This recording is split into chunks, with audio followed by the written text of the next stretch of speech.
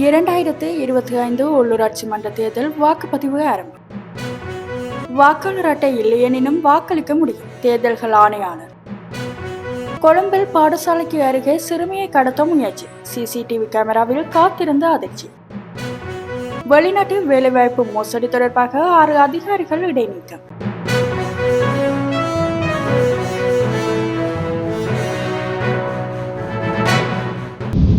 இலங்கையின் உள்ளூராட்சி மன்றங்களுக்கான 8287 உறுப்பினர்களை தெரிவு செய்வதற்கான வாக்கெடுப்புகள் ஆரம்பமாகி உள்ளது. இன்று காலை 7 மணிக்கு ஆரம்பமான வாக்களிப்பு நடவடிக்கைகள் மாலை 4 மணி வரை இடம்பெறும். இதன்படி வாக்காளர்கள் அனைவரும் உரிய ஆவணங்களுடன் வாக்களிப்பு மத்திய நிலையங்களுக்கு சென்று உரிய நேரத்தில் தமது வாக்குகளை பதிவு செய்யுமாறு தேர்தல்கள் ஆணையாளர் கோரிக்கை விடுத்துள்ளார். உள்ளூராட்சி மன்ற தேர்தல் இன்று காலை 7 மணிக்கு நாடு முழுவதும் 13,759 வாக்களிப்பு மத்திய நிலையங்களில் ஆரம்பமாகி உள்ளது. வாக்குப்பதிவு மாலை 4 மணி வரை நடைபெறவுள்ள நிலையில் வாக்குப்பதிவு முடிவடைந்த பின்னர் 5,783 மத்திய நிலையங்களில் வாக்கு எண்ணும் பணிகள் மேற்கொள்ளப்படும் என தேர்தல்கள் ஆணைக்குழு குறிப்பிட்டுள்ளது. 339 உள்ளூராட்சி மன்றங்களுக்காக இந்த தேர்தல் நடைபெறவுள்ளது. இதற்காக 1,71,56,338 வாக்காளர்கள் வாக்களிக்க தகுதி பெற்றுள்ளனர். இந்த முறை தேர்தலில் அரசியல் கட்சிகள் மற்றும் சுயேட்சை குழுக்களில் இருந்து 75,589 வேட்பாளர்கள் போட்டியிடுகின்றனர். இவர்களில் 8,287 உறுப்பினர்கள் தெரிவு செய்யப்பட உள்ளமை குறிப்பிடத்தக்கது.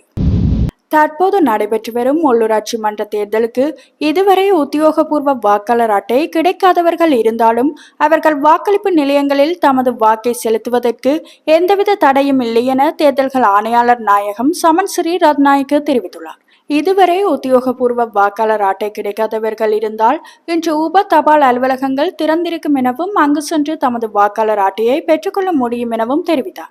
எவ்வாறாயினும் வாக்காளர் அட்டை பெற முடியாதவர்களுக்கு எந்தவித தடையுமின்றி வாக்களிப்பு நிலையங்களில் தமது வாக்கை செலுத்த முடியும் எனவும் அவர் தெரிவித்தார். அவர் மேலும் தெரிவிக்கையில், வாக்காளர் அட்டை இல்லை என்றால் எந்த பிரச்சனையும் இல்லை. இது கட்டாயமான ஆவணம் அல்ல.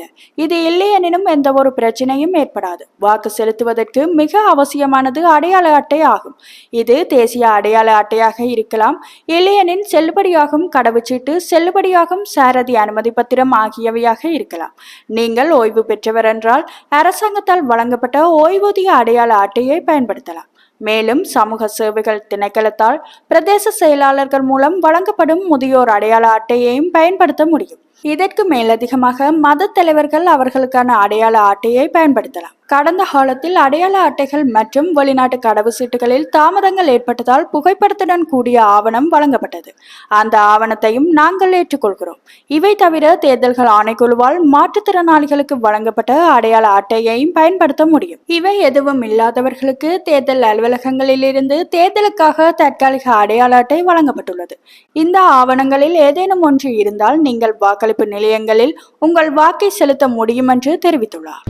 கொழும்பில் உள்ள ஒரு பிரபலமான பெண்கள் பாடசாலைக்கு அருகே கடந்த வியாழக்கிழமை கடத்தல் முயற்சி ஒன்று இடம்பெற்றதாக புகார் அளிக்கப்பட்டது.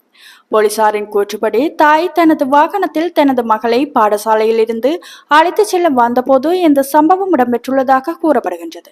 அடையாளம் தெரியாத ஒரு நபர் வாகனம் நிறுத்தப்பட்டிருந்த போது உள்ளே நுழைந்து சிறுமி அமர்ந்திருந்த பின்னிருக்கையில் ஏறிக்கொண்டதாக கூறப்படுகின்றது. பின்னர் சந்தேக நபர் தாயிடம் வாகனத்தை முன்னோக்கி ஓட்டுமாறு கூறியுள்ளார். அந்த பெண் மறுத்து தனது மகளை சந்தேக நபரிடமிருந்து விலக்கி உதவி கேட்டு கத்தியபடி வாகனத்தை விட்டு வெளியேறிய நிலையில் குறித்த சந்தேக நபர் சம்பவ இடத்திலிருந்து தப்பிச் சென்றதாக கூறப்படுகின்றது. இதனை அடுத்து போலீசாரால் பரிசோதிக்கப்பட்ட சிசிடிவி கேமரா காட்சிகளில் ஏப்ரல் 29 மற்றும் 30 ஆகிய திகதிகளில் பாடசாலைக்கு அருகில் அந்த நபர் சுற்றித் திரிவதை காட்டுகின்றன. இதனை அடுத்து போலீசார் விசாரணையை தொடங்கியுள்ள நிலையில் தகவல்கள் தெரிந்தவர்கள் 012695411 என்ற எண்ணுக்கு தொடர்பு கொள்ளுமாறு போலீசார் தெரிவித்துள்ளனர்.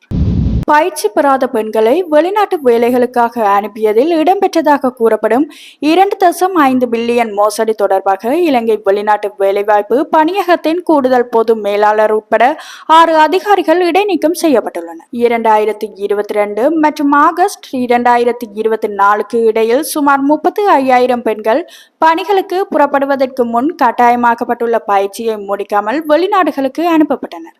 பாதிக்கப்பட்டவர்களிடமிருந்து தலா 1,00,000 ரூபாய் முதல் 1,40,000 ரூபாய் வரை வசூலிக்கப்பட்டதாகவும் முன் அனுபவத்தை பொய்யாக சான்றளிக்க போலி ஆவணங்களை பயன்படுத்தியதாகவும் கூறப்படுகின்றது.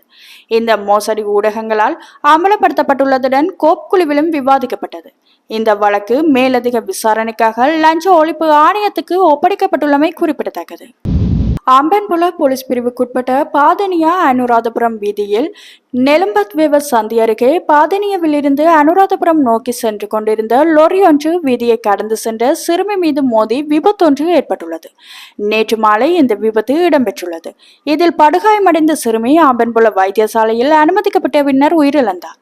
உயிரிழந்த சிறுமி 8 வயதுடைய அம்பன்புல பகுதியைச் சேர்ந்தவர் ஆவார். உயிரிழந்த சிறுமியின் சடலம் அம்பன்புல வைத்தியசாலையின் பிரேத அறையில் வைக்கப்பட்டுள்ள நிலையில் விபத்து தொடர்பில் லொரியின் சாரதி கைது செய்யப்பட்டுள்ளார். அம்பன்புல போலீசார் மேலதிக விசாரணைகளை மேற்கொண்டு வருகின்றமை குறிப்பிடத்தக்கது.